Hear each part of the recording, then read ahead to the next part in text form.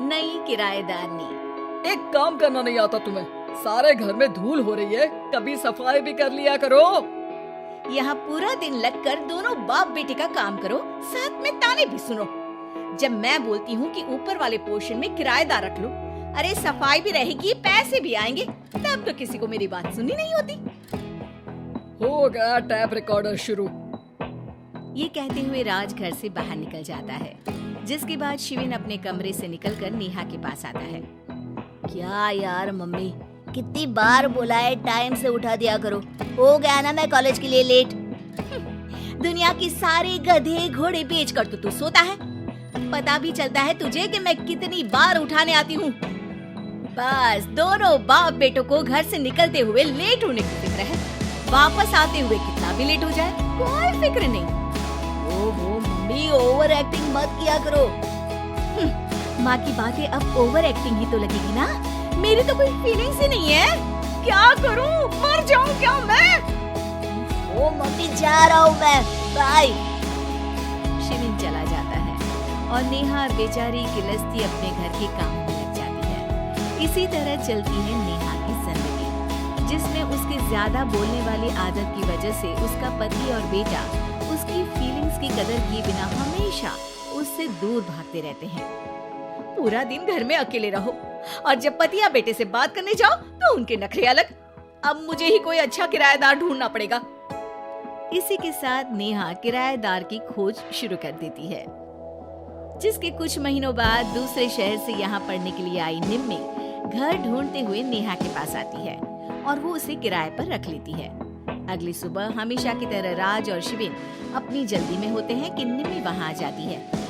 दीदी थोड़ी चीनी मिलेगी, वो कल ना राशन लाने का समय ही नहीं मिला। निम्मी को देखते ही दोनों बाप बेटे की जल्दी वहीं खत्म हो जाती है और वो निम्मी को इम्प्रेस करने की रेस में भागने लगते हैं। अरे मम्मी को क्यों परेशान करना, मैं हूँ ना। अरे तूने आज तक अभी किचन की शक्ल भी देखी है? रुको मैं लेकर आता हूँ। चीनी का डिब्बा कौन सा है और कहाँ रखा है वो तो पता नहीं है दोनों को, फिर चीनी के अपने मुंह से निकलने जा रहे हो किचन में। मैं तो बस तुम्हारी मदद करने के लिए बोल रहा था। है क्या मदद? और वो भी तुम करोगे? सच में? अरे कोई तो सच बताओ, सुबह सुबह दोनों बाप बेटे कोई सूखा नशा करके तो नहीं आ गए ना? कैसी बेकार की बातें करती हो मम्मी। अरे जब कौवा अचानक हंस की चाल चलने लगेगा तो शक होना तो लाजमी है ना। घर का ऐसा माहौल देख निम्मी वहाँ से जाने ही लगती है कि राज उसे रोक लेता है। अरे आपने चीनी तो ली ही नहीं? इट्स ओके भैया, मैं आज बिना चाय के ही कॉलेज चली जाऊंगी। जहाँ एक तरफ भैया सुन राज का दिल टूट जाता है, वहीं कॉलेज सुन शिविन खुश हो जाता है। वैसे आप कौन से कॉलेज में हो?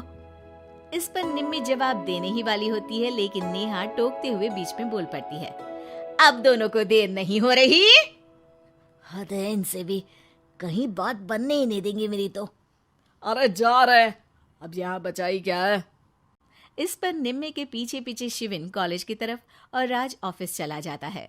इसी तरह दिन बीतने लगते हैं, जिसमें अब सुबह जल्दी जाना और शाम लेट आने का सिलसिला सुबह लेट जाना और शाम जल्दी आने में बदल जाता है। एक शाम वो दोनों समय से पहले ही घर वापस आ जाते हैं, जिन्हें देख नेहा हैरान रह जाती है।